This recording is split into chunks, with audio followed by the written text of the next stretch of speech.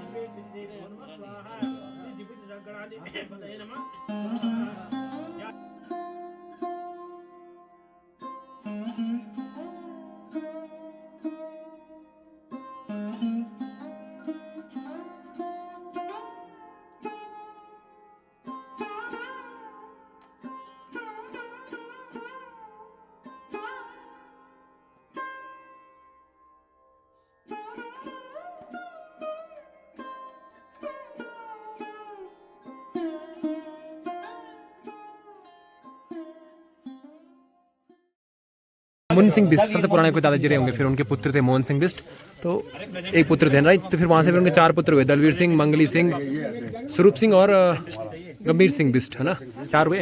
फिर वो ऐसे स्प्रेड होता गया, मतलब दो बेटे, मतलब दलवीर सिंह की औलाद है, मंगली सिंह बिस्ट है, स्वरूप सिंह का कुछ होगा संकेत। फिर यहाँ से मंगल सिंह, जो हमारा जो वो चला था, है ना, हमारी पीढ़ी, मंगल सिंह के बाद जोत सिंह अकेले पुत्र थे उनके। फिर अकेले पुत्र के उमेश सिंह अकेले पुत्र थे मनवर सिंह बिस्ट। फिर उनके 3 पुत्र हुए यहाँ पे, यशपाल सिंह बिस्ट, ध्रुवपाल सिंह बिस्ट, हरि सिंह। फिर यशपाल सिंह के 2 पुत्र हैं, विवेक सिंह, चेतन सिंह। ध्रुवपाल सिंह का 1 पुत्र है, शुभम बिस्ट। हरिपाल सिंह का 1 पुत्र, अभिषेक बिस्ट। और अभी इनका भी 1 पुत्र है और इनका भी 1 पुत्र है। आज इसमें नाम लिखो अपने, अब लिखेंगे। ये तैयार हो गया है खाना खाने का, मतलब खाना बनाने का पंडाल लगा हुआ है। मैं इस वीडियो के माध्यम से आहार प्रबंधकों का बिस्ट परिवार की ओर से तहे दिल से धन्यवाद करना चाहूँगा, जिन्होंने संपूर्ण पूजन महोत्सव में भक्तों को प्रसाद वितरण या आहार का प्रबंधन किया। ग्रामीण क्षेत्रों में आहार प्रबंधन इसी प्रकार से सभी के आपसी सहयोग से किया जाता है ताकि गांव के सभी शुभ कार्य शांति या सरलता से संपूर्ण किए जा सकें।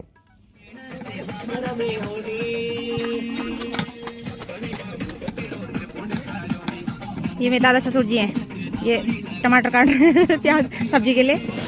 रोटी भी देखो कौन बनाना। हाँ अच्छी रोटी बना रहे हैं, गोल गोल रोटी बना रहे हैं। ऐसे बनाते हैं हमारे गांव में। हमारे गांव में हम टेंट वेंट नहीं करते हैं, सब गांव वाले मिलके करते हैं।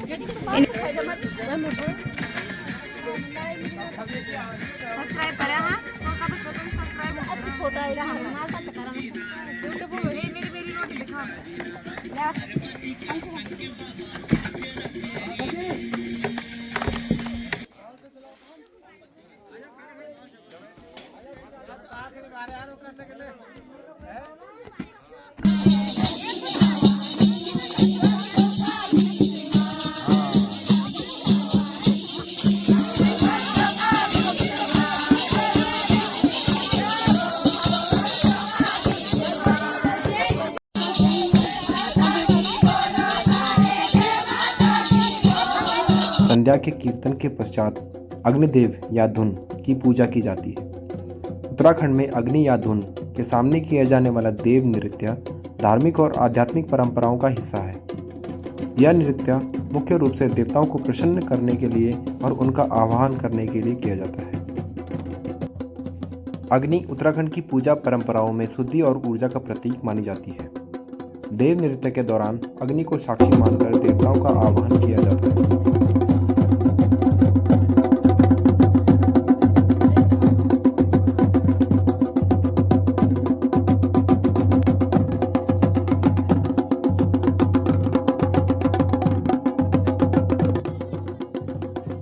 धुन की परिक्रमा के पश्चात धुन में लकड़ियां लगाई जाती हैं। धुन में जलने वाली लकड़ियों से निकलने वाला धुआं और ऊर्जा एक आध्यात्मिक वातावरण का निर्माण करती है। धुनी देवताओं और पूर्वजों को समर्पित होती है, जिसे नृत्य और भजन के माध्यम से प्रार्थना में बदला जाता है। तो ये चाचा जी लोगों ने खाना बना दिया है। चाचा क्या बना रहे हो? चाचा क्या है ये? रोशन चाचा क्या है ये? हलवा। Very good. हाँ हाँ बहुत अच्छी। देखो चाची कितनी गोल रोटी बनाई है। So talented. देखो दादी ये रोटी बना रही है। देखो बच्चों का अलग ही मेला चल रहा है। बच्चों क्या हो रहा है ये? नहीं ये नहीं ये सब क्या हो रहा है? हाँ। कौन सी पूजाएं हो रही है?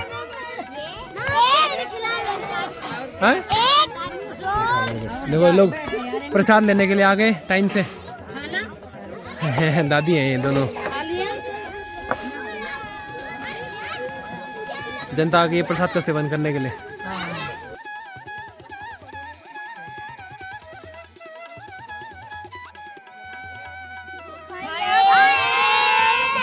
राम राम।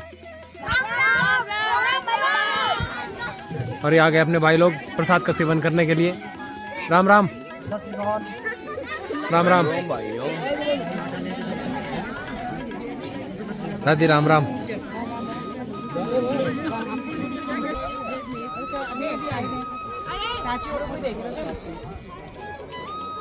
हाय चाची राम राम।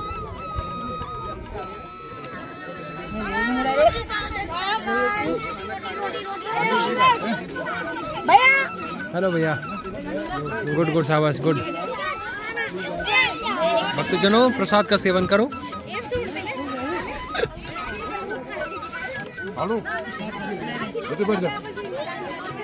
ये जो बर्तन है ना, ये है पीतल का बर्तन है ना, तो जाड़ा बोलते हैं इसको, ठीक है। तो इसकी जो दाल होती है ना, मतलब इसमें दाल बनाई जाती है, बहुत टेस्टी होती है, बहुत ही औसम इसकी दाल। तो ये ट्रेडिशन है गढ़वाली कल्चर का ना, इसमें दाल बनाई जाएगी। और काफ़ी बड़ा है ये, देखो अराउंड ये 50 लीटर है, तो पहले 100 लीटर होगा, तो यहाँ 50-60 लीटर अराउंड इतना होगा, इतनी दाल बन जाती है इसमें, है ना। बहुत ही औसम इसकी दाल, अगर आपने खाई या नहीं खाई है तो कभी ट्राई करना, अगर आपको मौका मिले ना, बहुत टेस्टी दाल होती है।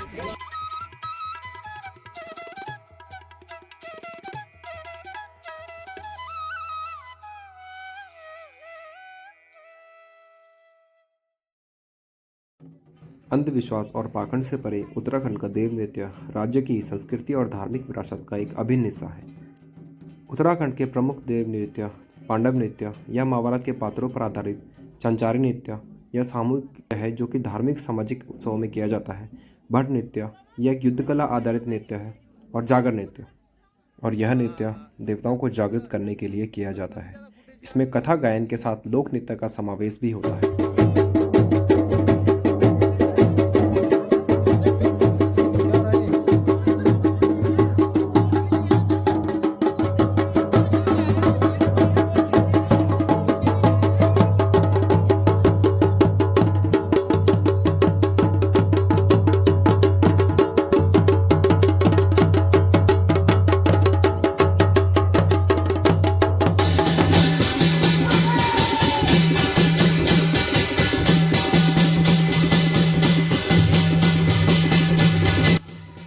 जगरिया के विशेष वाद्य यंत्र और गायन के माध्यम से वह विशेष व्यक्ति जिस पर देव अवतरित हुए हैं वो अपना स्थान ग्रहण कर लेते हैं।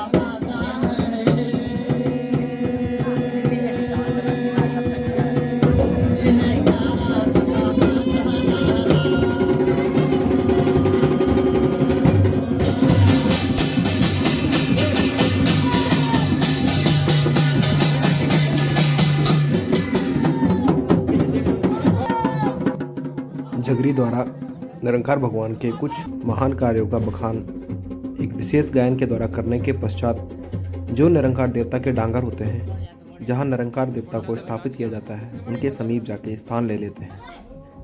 निरंकार देवता, आमा देवी और हित देवता यानी हितकारी देवता के आगमन के पश्चात निरंकार देवता अपने सेवकार यानी अपने पुत्र, माँ आमा अपनी शून्यली यानी अपनी बहुएं और हितकारी देवता अपने संरक्षकों से भेंट करते हैं।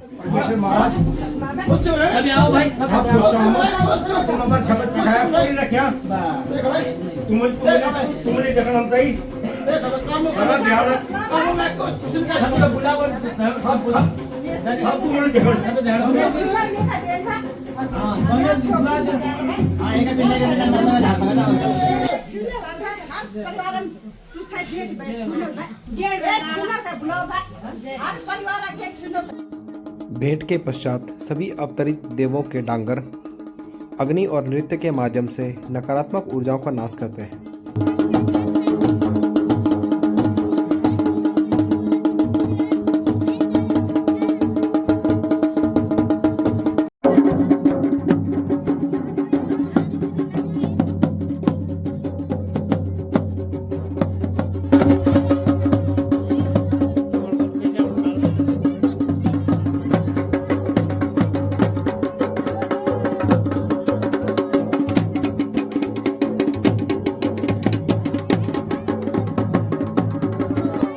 देवताओं के आगमन के पश्चात सभी भक्तजन अग्नि के चारों ओर नृत्य करके अपनी खुशी का बखान करते हैं।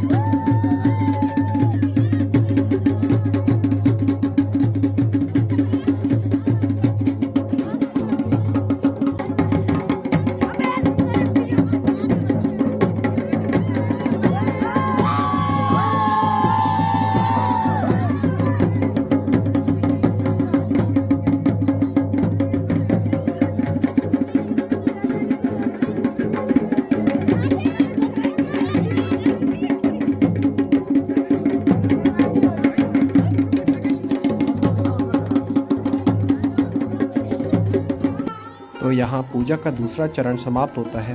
तृतीय चरण में मैं आपको दिखाऊंगा देवों के डांगर का शुद्धिकरण और उनके पूजन की विधि। तो दोस्तों, अंत में अंधविश्वास और पाखंड से परे उत्तराखंड का यह नृत्य न केवल धार्मिक विश्वासों को दर्शाता है, बल्कि यह एक प्रदेश की सामूहिकता, परंपरा और आध्यात्मिकता का परिचय भी है।